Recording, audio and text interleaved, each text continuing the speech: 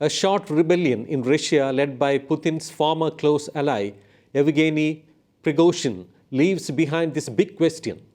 Is the Russian president losing his grip on the country?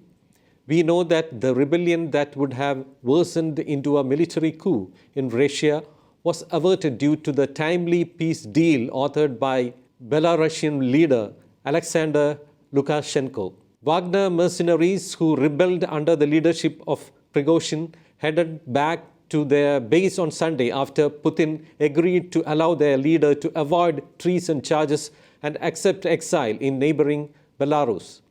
The agreement, however, also averted an extraordinary crisis of Prigozhin's private army trying to storm Moscow, but analysts said Wagner's revolt had exposed that Putin's rule is more fragile than previously thought.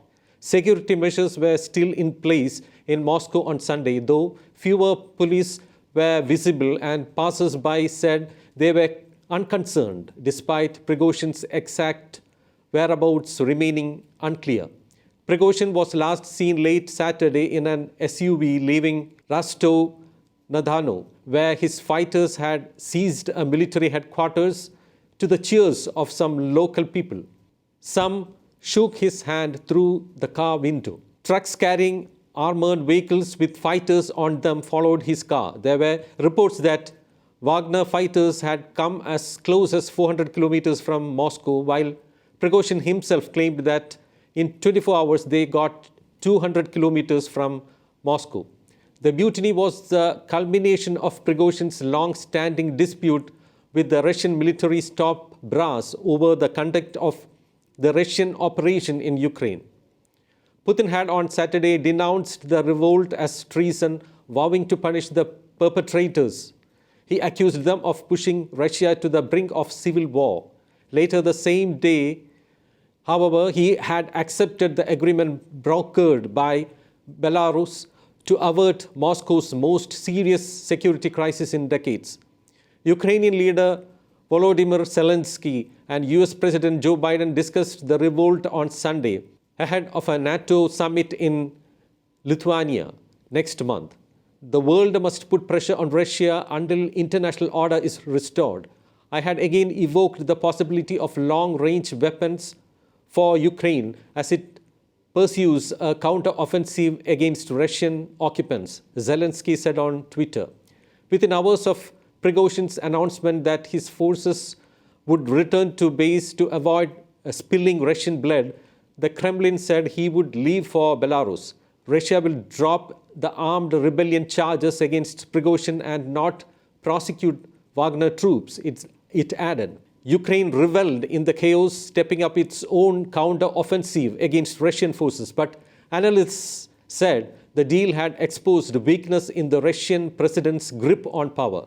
Belarusian leader Alexander Lukashenko said he had negotiated the truce with Prigozhin.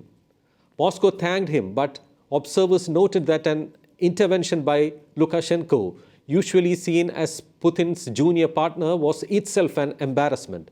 Meanwhile, Russia insisted that the rebellion had no impact on its faltering Ukraine campaign and said on Sunday that it had repelled new offensive attacks by Ukrainian forces.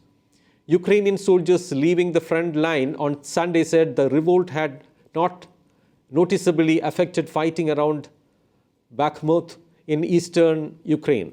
Kyiv, however, said the unrest offered a window of opportunity for its long-awaited counter-offensive. Wagner's fighters, composed of not only volunteers and ex-security officers but also thousands of convicts, were often thrown into the front of Russia's advance in Ukraine. The outfit also conducted several operations in the Middle East and Africa, largely seen as having Moscow's blessing.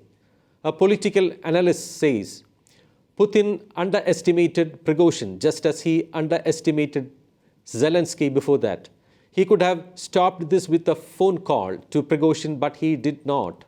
US Secretary of State Antony Blinken said on Sunday that Wagner's short-lived uprising marked a direct challenge to Putin's authority and shows real cracks in Russian state authority. French President Emmanuel Macron also said the march on Moscow shows the divisions that exist within the Russian camp and the fragility of both its military and its auxiliary forces.